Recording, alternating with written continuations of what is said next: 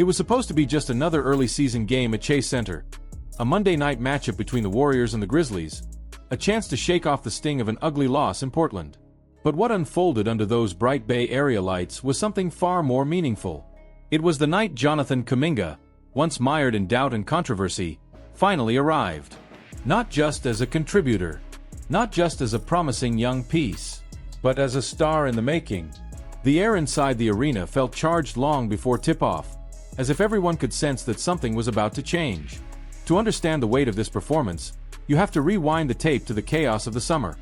A long, uncomfortable standoff that nearly fractured the Warriors from the inside. 4 months, Kuminga's name floated through headlines for all the wrong reasons. Negotiations with the front office turned icy. The young forward wanted to be paid like a cornerstone, roughly $35 million a year, while the franchise countered with 30. It was a stalemate that dragged on for 92 days. Neither side blinked. Behind closed doors, frustration mounted. Trade rumors swirled through every corner of the league. Phoenix and Sacramento reportedly hovered like predators, waiting for an opening. Even Kuminga's own agent went public with his grievances, spending nearly an hour on podcasts airing out their side of the story. It was ugly, raw, and seemingly irreparable. But at the 11th hour, both parties finally compromised. A 2-year, $48.5 million deal. Team option in year 2. It wasn't romantic. It was survival. The Warriors didn't want to lose him, and Kuminga couldn't afford to reset his career elsewhere. They needed each other. Still, everyone wondered, could that kind of fractured relationship ever truly heal? Could a young player put ego aside and buy back in?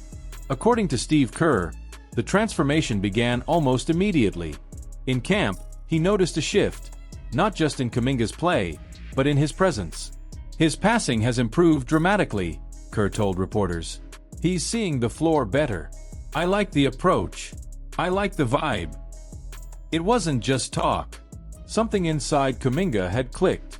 The flash was still there, but the recklessness that once defined his game had been replaced by purpose. It was subtle at first, then undeniable. When the Warriors took the floor against Memphis, they needed that version of him.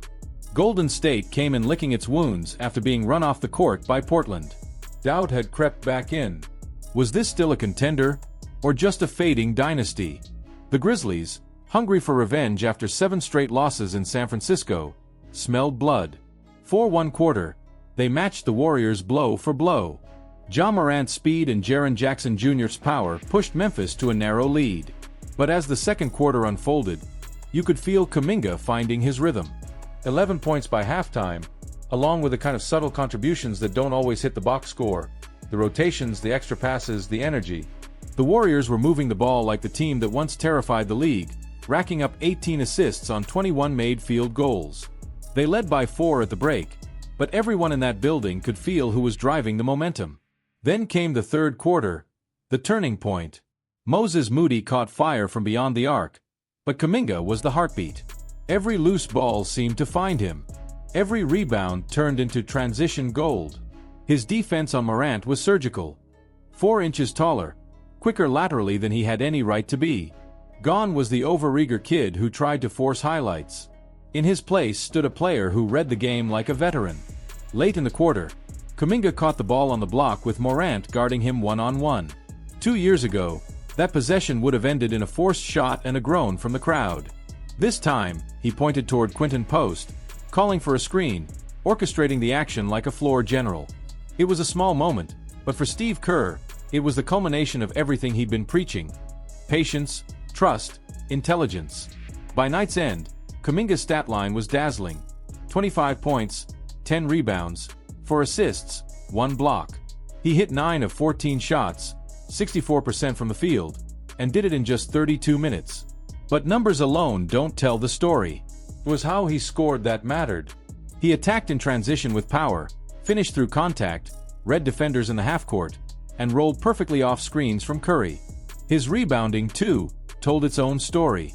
Through the first 4 games of the season, Kuminga was averaging 8 boards per game, nearly double his career high. Those were grown man numbers.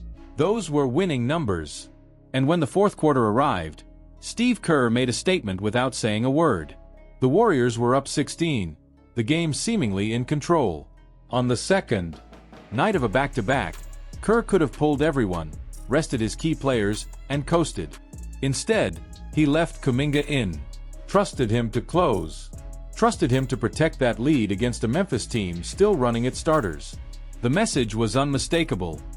This is your moment, your team, your responsibility. And Kuminga delivered. 10 more points in the final frame, attacking relentlessly, refusing to let the Grizzlies breathe. Every drive, every rebound, every defensive switch screamed confidence. This wasn't garbage time production. This was a young star taking ownership of the game's final act. Around him, everything clicked. Jimmy Butler's steady scoring, Moses Moody's 5 threes in 22 minutes, Brandon Podgke's 23 points and 6 assists, Draymond Green's orchestration before fouling out. It was the kind of team win that Golden State had been searching for. The Warriors hit 18 threes on 35 attempts, over 50% from deep. Their ball movement was poetry in motion. Even Draymond's antics, a flagrant foul followed by a gleeful dance when Santi Aldama bricked both free throws, felt like vintage Warriors swagger. The final score read 131-118, but anyone watching knew the game was over long before that. Still, the biggest story wasn't the win. It was Kuminga's growth, a maturity that went beyond basketball. All summer, he could have sulked, demanded a trade, played the role of the disgruntled young star. Instead, he showed up to camp with humility. He listened. He worked. He built relationships with veterans. According to Kerr, Jimmy Butler in particular had taken Kuminga under his wing, mentoring him through practices, teaching him how to channel his competitive fire into control. "I just want to help JK be great," Butler said after the game. "He's so athletic, so smart, and he's learning fast." That kind of mentorship, from a proven star who's carried teams on his back, is priceless. And Kuminga clearly absorbed every word. It's easy to forget that he's still just 23, barely old enough to rent a car, yet already shouldering the pressure of carrying a franchise that spent a decade chasing banners. The patience, the discipline, the willingness to embrace coaching, these are the traits that turn potential into greatness. For all the outside noise, Kuminga never let ego drown out purpose. That's rare, especially in this era of instant validation and highlight-driven hype. What we saw Monday night was a player learning how to win. For the Warriors, that might be the most encouraging development of all. Through 4 games, they're 3-1 with victories over the Lakers, Nuggets, and now the Grizzlies. Their offense ranks among the league's most efficient, 5th in three-point percentage and 6th in assists. They're not just winning, they're doing it the Warriors' way. Ball movement, unselfishness, precision. But this time, it's not just the old guard carrying the torch. It's the new blood, Moody, Podgke, and most of all, Kuminga, breathing life into a team that many thought had peaked years ago. Still, the question lingers. Can they sustain it? Can Kuminga keep this up for an entire season? The early signs say yes. His decision-making has improved dramatically. He's learning when to attack and when to defer, when to explode to the rim and when to kick out for the extra pass. During one first-quarter sequence, he drove baseline, froze 2 defenders with a hesitation, and slipped a bounce pass under the rim for an easy score. It was subtle, instinctive, and the kind of play that makes veterans nod in approval. That's not flash. That's feel. The Warriors have spent years searching for their bridge to the future, someone who could eventually inherit the mantle when Curry, Green, and Thompson finally step aside. For a while, it looked like that heir might never arrive. James Wiseman didn't fit. Jordan Poole burned bright, then burned out. But Jonathan Kuminga? He might just be that bridge. The athleticism has always been there. Now, the mental side is catching up. The hunger, the professionalism, the understanding that greatness isn't about moments. It's about habits. As for the Grizzlies, they fought, but the gap was clear. Ja Morant poured in 23 points and 9 assists, relentlessly attacking the paint, but missed all 6 of his threes.